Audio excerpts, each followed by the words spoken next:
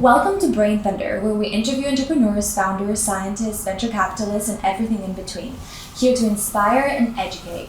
With me today, I have Patrick McGinnis, who's a venture capitalist, he's a speaker, he's a writer, and he's the creator of hit podcast FOMO Sapiens. Patrick, welcome. So good to have you here today. It's so good to be here. Thanks for having me. Of course. So, what many people may not know is that you were the original coiner. You coined the term FOMO, which is something that we all use, and you coined it for the first time in a 2004 article in the student newspaper in the Harvard Business School.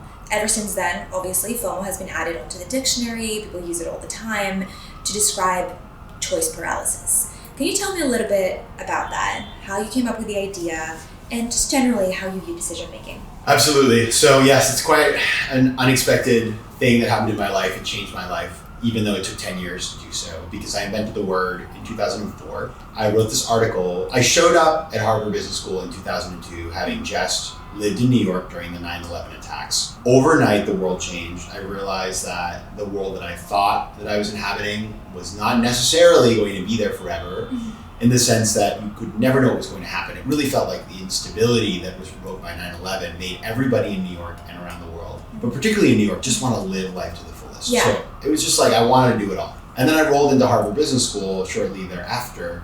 And, it's a very choice-rich environment. It's a place with so many opportunities socially, professionally, intellectually. And having that carpe diem mindset, I tried to do everything.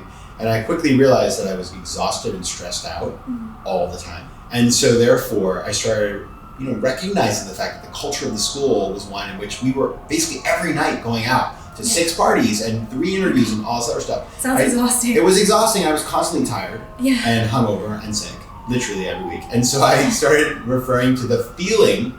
I think it was one day I realized I had 7 birthday parties in one night. And I started saying, I have this fear of missing out. I try to do everything. And I started using that term. I started using it with my friends in emails.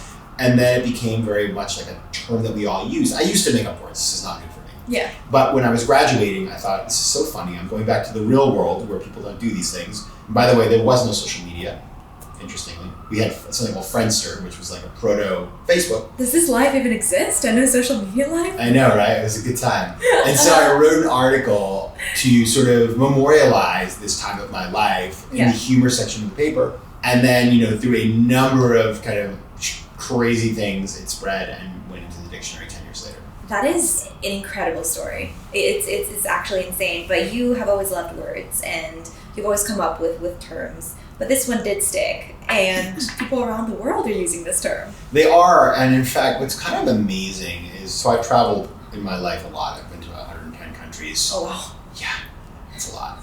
And I have found that in most places I go, the word FOMO is used. In English, people say FOMO. And it has spread thanks to the fact that when I was writing my little article about FOMO, about a 7-minute walk away was this undergraduate called the founder of Facebook, Mark Zuckerberg, excuse me, I just had a brain flare up. Mark Zuckerberg, living 7 minutes away walk, creating Facebook, which made the feelings that I had at HBS something that's very present in everybody's lives now. So it went from a niche problem to like a global, sort of digital citizen problem. Yeah, no, absolutely. What do you think as a generation we have way too many choices? How do you make your decisions, and how do you suggest people make the best decisions so they don't have the fear of missing out? Yes. Well, the thing is that if you just think about, for example, going to buy, the stat that I love is buying white shoelaces on Amazon. There are more than 1,000 different potential choices one can make. So we live in a time where, because of the internet, either real or perceived, we have unlimited choice. And that is, we're not meant to live that way. It's changed so rapidly. And so what I do with choice, and this is my whole book, Fear of Missing Out, is about, is I simplify choice. And that means that I basically separate my choices into one of 3 buckets: high importance choice, a low importance choice, and a no importance choice. And the no's are things like, things you won't remember in a day or a week. And so those things I simply outsource, like literally flipping a coin. The second is, sort of the lower sort of importance. And those are things where, it's important, but you don't really want to spend much time on it. So I outsource it to people. Like, where we go to dinner tonight, I don't know, you choose. Nice. I do that all the time. Yeah. And then, or like to a service, like I call a travel agent, to choose my hotel, things like that. And then the important choices, I have a whole process of doing sort of a deep diligence on it and then sort of whittling them down and being very ruthless. The thing about all of these decision paralysis situations is the paralysis happens because we're not willing to let go of things in order to choose just one thing. Like you relinquish control. Precisely. It's like, oh, but I want to maintain all my options open. That is where the problem starts. So I force myself to eliminate suboptimal choices permanently. And then move on. Yeah. Wow. And that is a brave thing to say, and a brave process, because as you said, a lot of people it's not so much the, oh my God, I don't know how to make a decision. It's, oh, but what if, I miss out on B and C if I choose A? And ultimately it does come down to just surrendering. It's exactly right. And think about it. That's why the word fear is in FOMO, because we're fearful of what we don't want to give up, the closing that door to, well, what if I go to that party and I meet the love of my life, right? We can always cook up some sort of thing that could be really great, but that's why, I define FOMO as the perception that there's something better out there for you. It's perception, and perception can be deception. You have no idea. Right. And that's where the problems start. Totally. I want to talk a little bit about one of your two international bestsellers, which is The 10% Entrepreneur, Live Your Startup Dream Without Quitting Your Day Job. Some of the most successful entrepreneurs that I know and have sat on that couch and I've interviewed started their company as a part-time hustle, as they said. Not everyone can do it though. How do you view part-time entrepreneurship, and how can you be successful doing it part-time? It's a great question, and you are right. So those founder stories you hear about that founder who quit their job and lived off credit cards and was in their parents' basements and stuff like that, some of those are true, for sure. But a lot of it is kind of like a marketing play because it's the hero's journey and everybody loves that. And so it's like, wow, so much grit, let me write a check to this person. So there's a lot of mythology in entrepreneurship. The reality is most entrepreneurs come up with an idea while they're working in some job. They're like, I work at Apple. Apple is terrible at whatever, this thing. And that's how I want to fix it. Yeah, precisely. In fact, 80% of entrepreneurs, according to Inc. magazine, get their ideas while working in a previous job. Wow. Okay. Now, all that said, you've identified a completely true reality, which is like, how can somebody scale a business when they're working a full-time job? And it's not a pandemic. Because during the pandemic, people were working from home. People had 2 jobs, I read in the New York Times. It was crazy. My methodology is spend 10% of your time, money, and energy starting, investing, advising companies. Do 10. If you want to be a founder, recognize the fact that it's nearly impossible to scale a business, really truly scale it while you're holding a job down. However, to start a business and to test your hypotheses and to figure out if your idea works and to maybe get a little traction, one can do. And so that's, the reality is you're not going to raise VC. You can do, but it's very difficult to raise VC if you have a full-time job. But you can get the business plan together and sort of validate some of the things that you're trying to prove as you build out your you can beta test. It's also a bit of a safety net. Does 100%. It work? And in fact, there's a great study that Adam Grant mentioned in his book, Outliers, which is about the fact that people who start their business on the side are 50% more likely to succeed because they, number one, make the mistakes while they have a safety net. And number two is the minute you quit your job, you either need to raise money, you need to generate revenue or something. Otherwise, you have a very fixed runway. And so you see people quit their job. I've seen this a million times. Goldman Sachs banker, quit their job, spends a year, doesn't move out of their nice apartment. Then they blow through $1 million and then they decides to go back to Goldman Sachs. Precisely, B2B, back to banking. Yeah, wow. That's a pretty sad story, but it's a story that we see a lot of the time, so I'm not surprised at all to hear you talk about it. Okay, so what type of advice would you give to a part-time entrepreneur? Is there a timeline where they would keep it as a part-time thing? Because, we don't want people to get a little too comfortable in having it as a part-time hustle. Because at what point does it stop, being a part-time thing and becomes a full-time real responsibility? What's some advice? I think first of all, this is so important. I'm glad you asked. Number one is know why you're doing it. For some people, being a side hustle is just perfect. Like if you're like an Etsy entrepreneur and you like to make something creative, right. You're like, listen, I'm a lawyer. I make really good money and I like to live in a crazy nice apartment. I'm talking about you. You're not. But also, I like to knit. You know what Shengora is? What is this? Oh man, it's like big on Etsy. It's cat hair sweaters. Oh my god, is that a trend? It is. I don't know if it's a trend anymore. It was a big category, but let's just say that's what you like to do. Okay, I support you. Okay, you're not looking to build a huge business there. No. But you enjoy it. It's fun. It scratches an itch creatively for you. That may be perfect. Now, if you're looking to start a business and scale it, and you're like, I've identified a new way of doing discovery, and it's going to be through AI, and I want to build a big business, then that's a whole other proposition. So what you have to do is design your business plan and marshal your resources depending on what your end goal is. It may be that you don't quite know and you figure it out as you go, but as you scale, you need to either find a business partner to help you, and you maybe can stay, or you need to raise money and go full time, or you need to come up with a client. You just need to sort of plan around the reality. Take the next step. Precisely. Interesting. Business partners. It's a make or break. I met a founder recently who is going through the very difficult process, both procedurally and emotionally and financially, of breaking it off with their co-founder. How do we pick a good co-founder? It's very difficult. It's very difficult. And it comes down to luck. It's very difficult. Well, I think it feels like luck, but the reality is that, and there is some element of luck in everything in business, right? But the reality is that most times when you see these founder situations go poorly, it's because of really fundamental mistakes that have been made. And there's a wonderful book that I encourage everybody to read called The Founder's Dilemmas by Noam, it's either Wasserman or Wasserstein. He was a professor at Harvard Business School, then he was the dean of the business school at Yeshiva. And what he talks about is, you cannot know. You could have the perfect partner, and then a year into it, something really bad happens, or you do something bad, or who knows, they get a stalker and they have to move to a cabin in the woods. Like, you just don't know what's going to happen in the world. And so what's more important than finding the perfect person is making sure that your deal with this person has the flexibility required to make alterations if need be. And making sure that you're on the same page and you are, I think, having the same understanding and vision of where the company's going. Are you in it for the money? Are you in it for the value creation? Are you in it for the customers? Are you in it for the innovation of the side of it? I think it really matters. And I think a lot of the time seems to become some kind of a disconnect between the co-founders as to where the company's going, which seems very simple. You're right. I mean, and the great story that is in The Founder's Dilemma, which kind of tells the whole thing, to your point, is the two founders of Zipcar met. They got along really well. They shook hands, and then one of them ended up shortly thereafter getting pregnant and deciding that she wanted to raise her child full time and didn't really want to work in the company. And the other one took the thing through to IPO. Now, there's nothing wrong with going and having a baby. The problem is that co-founder still had 50% of the equity. And when this company went public, the co-founder who did really nothing got half of the value.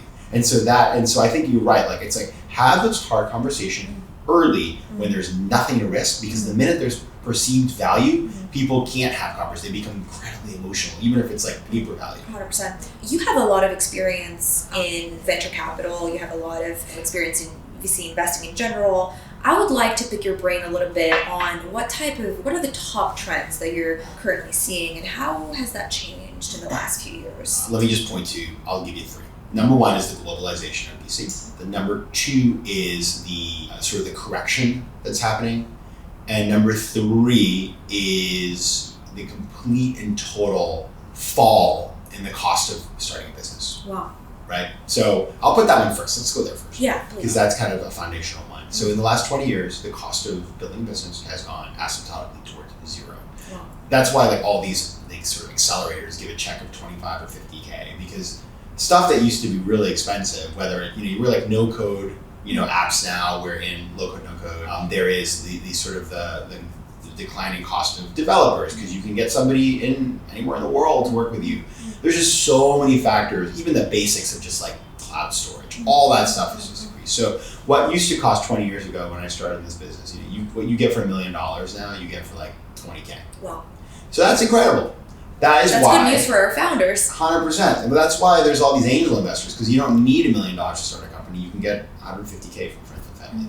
So that's a big thing, and that will continue. And I think that that's really powerful. That leads into number two, which is this globalization of VC. A lot of what I do for my work, and like my book has been translated now to like 50 languages or something. So I go talk to entrepreneurs in like Guinea-Bissau or Mongolia, or I'm going to be in Azerbaijan in a couple of weeks. Amazing. All of these places have startup scenes. And what's crazy is that a lot of amazing companies, unicorns, are coming out of places where there was no tech scene 20 years ago. Like Romania has like 5 unicorns. Ukraine has 6. Who would expect? Right? And so, I mean, it's so awesome. And so the great thing is there's talent everywhere. You can build global teams and there's venture capital everywhere now. Less so, of course, that's a big problem. Now, all that said, let's get to number 3, which is the correction. So we've had essentially 20 years since the last crash, it's been 20 years, of unabated sort of growth in tech. And it just got stupid at the end. Like, NFTs, I mean, really? All that has to clear out. It's gonna be a lot of pain. It's a lot of pain. And it's so right. I mean, thinking about the fact that over 90% of companies fail anyway. Yeah. What is the damage? What are we looking at? It's almost like a two-edged sword. Like, yes, it's easier to start a company now, but you're a lot more likely to fail too. You are, and what's kind of interesting, and I don't know the answer to this yet, but what we see is that venture capital is going through a retrench.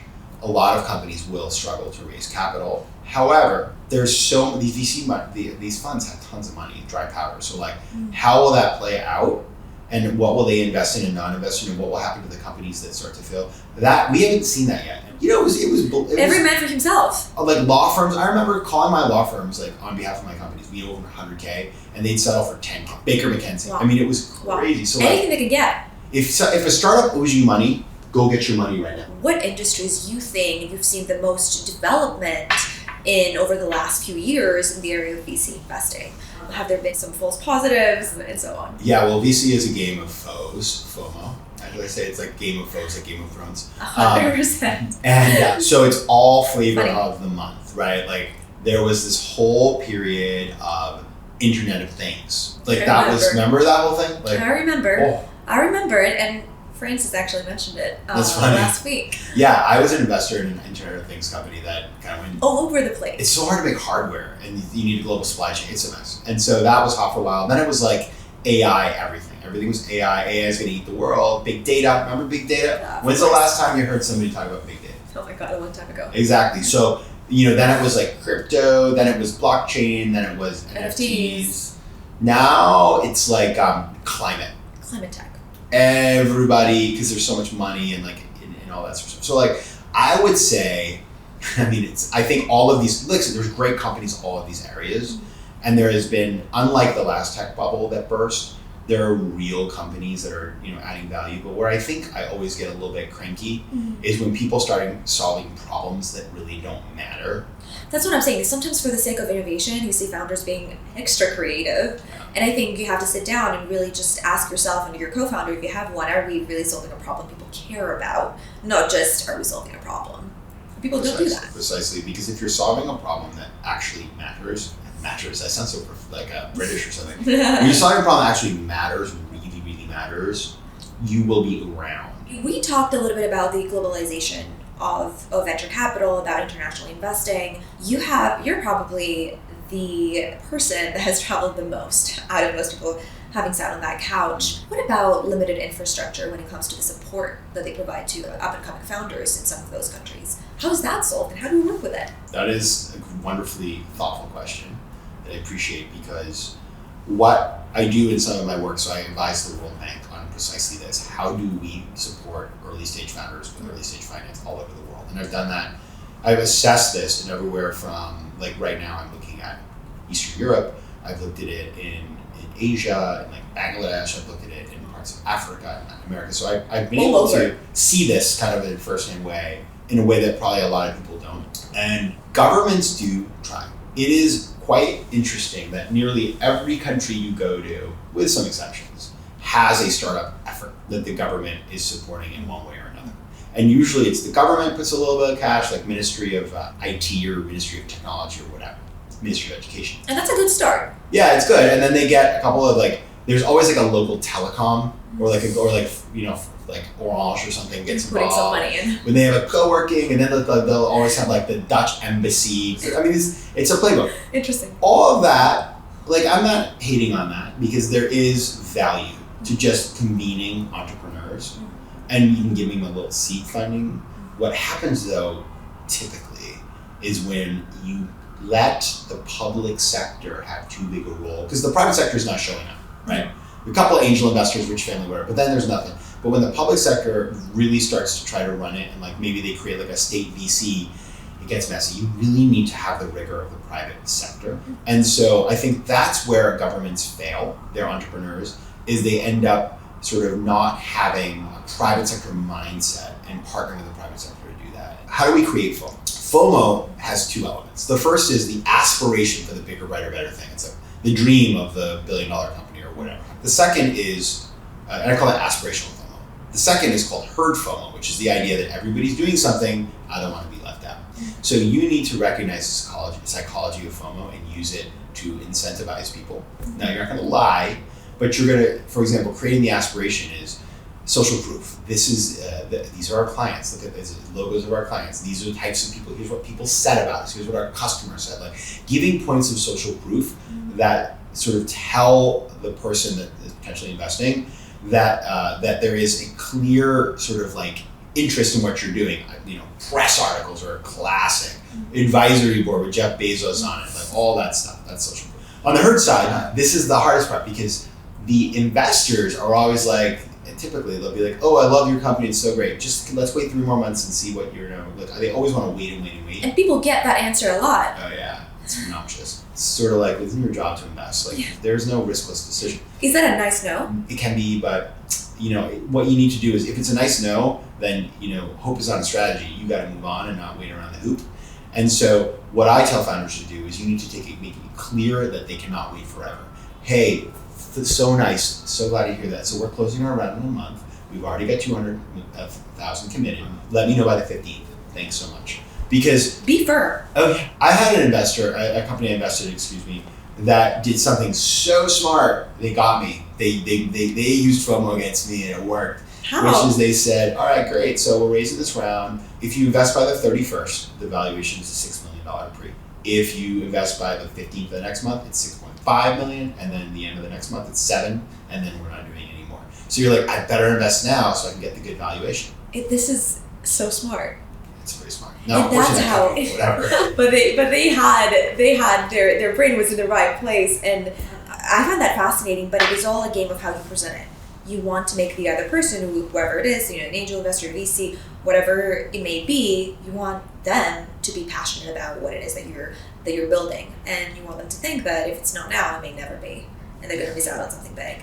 You need to set boundaries for people because the reality is, and I don't have like scientific proof, but this is just my intuition as a human being, is that if they are not going to invest on the deadline you set, they weren't going to invest anyway. Exactly. Yeah. And I think that's a difficult truth. And a lot of founders are really just second guessing with the product, their team, themselves, primarily when they don't get that round of investment. But I do think it has to be a good fit between the investor and themselves. And at the end of the day, if it's not going to work out, maybe it's for the best.